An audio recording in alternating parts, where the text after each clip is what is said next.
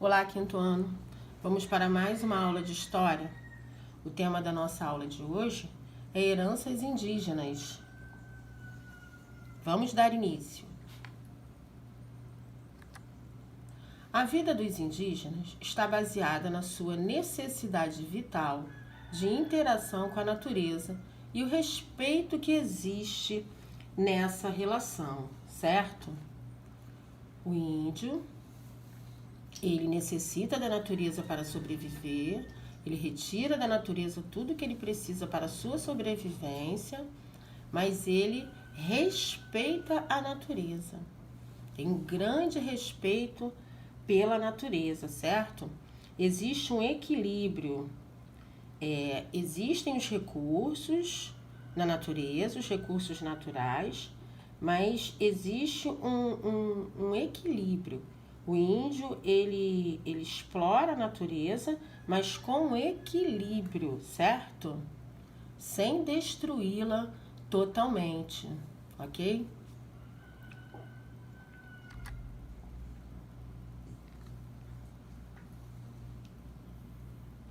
A cultura indígena é baseada na coletividade e na sustentabilidade. O que é sustentabilidade? É a busca pelo equilíbrio, certo? Existe uma coletividade e existe um equilíbrio, certo?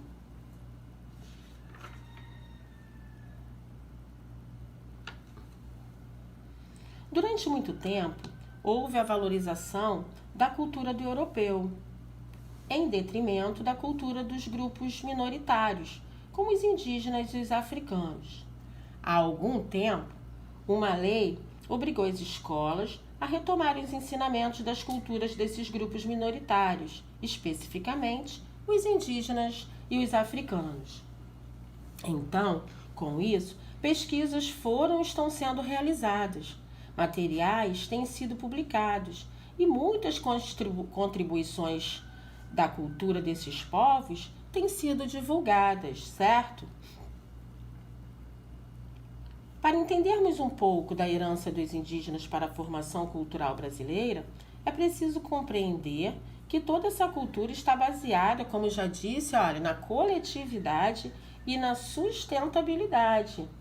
Coletividade, porque há uma divisão de tarefas entre os membros das aldeias, certo?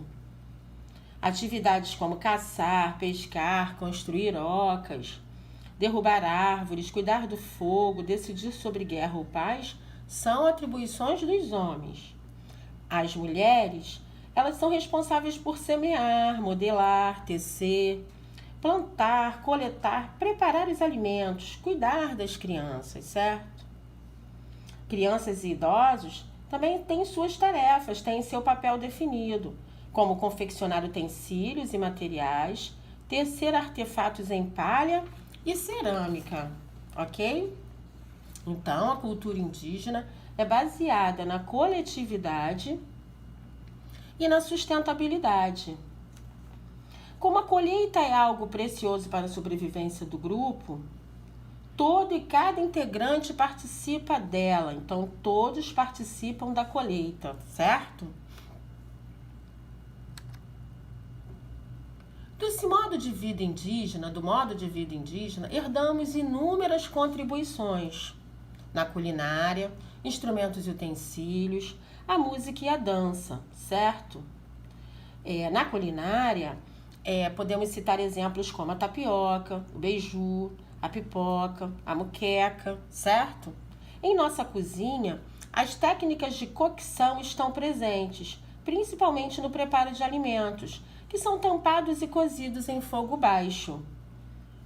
Também foram incorporados no cardápio temperos e bebidas fermentadas, certo?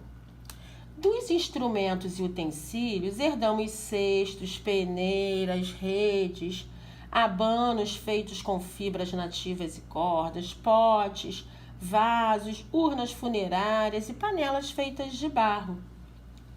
Da música e da dança indígena foi incorporado aos folguedos das diversas localidades. Muito da música e da dança foi incorporado aos folguedos das diversas localidades, certo?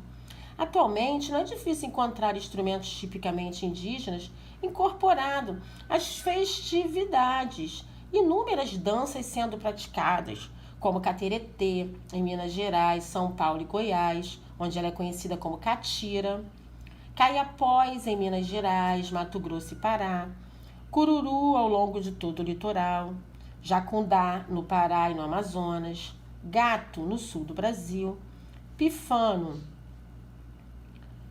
em Alagoas e Caboclinho, em Pernambuco, certo? Há algum tempo, havia certa semelhança na estrutura familiar dos europeus e dos indígenas, pois em ambas as culturas, os casamentos estabeleciam alianças entre as aldeias e famílias, assim como a quantidade de homens das famílias era importante, e também a estrutura de decisões era patriarcal, ou seja, os homens eram responsáveis pelos encaminhamentos da vida da tribo, como plantações, guerras, caçadas, casamento, antropofagia, luto e etc. Certo? Como eu já disse, havia certa semelhança na estrutura familiar dos europeus e dos indígenas, certo? Como falei anteriormente. Aí uma imagem de índios, né? Dançando em uma tribo, felizes, sorridentes, né?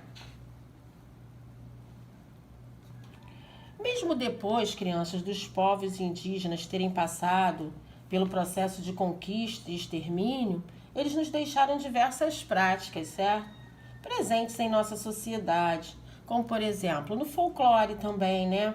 As lendas, como por exemplo o Curupira, é uma lenda indígena que nos foi deixada, certo? Andar descalço, descansar em redes, na culinária, como disse lá anteriormente, sobre a tapioca, a mandioca, né?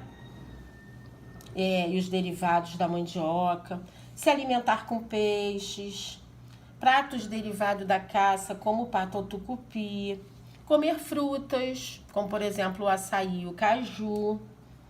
Herdamos também a crença nas práticas populares de curas derivadas das plantas, como por exemplo o boldo, certo? Entre outras plantas. A língua portuguesa brasileira também teve influência das línguas indígenas.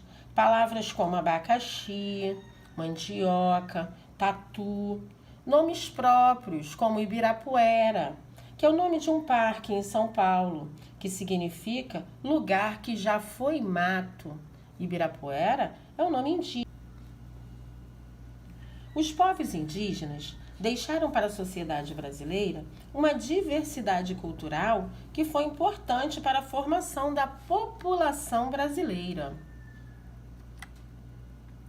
Esse tema, crianças, está no nosso livro de História, das páginas 80 até 84.